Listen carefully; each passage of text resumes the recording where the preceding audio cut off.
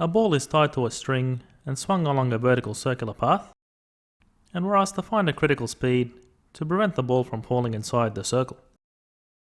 Well, the critical point in a circle is at the top, because that's where the force of weight is pointing in the same direction as the tensile force in the string. And applying Newton's second law, we have the force of weight plus the tensile force is equal to the mass of the ball by the centripetal acceleration.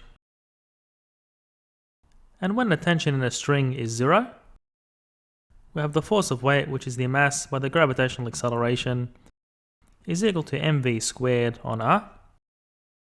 And the masses cancel, so we get v is equal to root gr.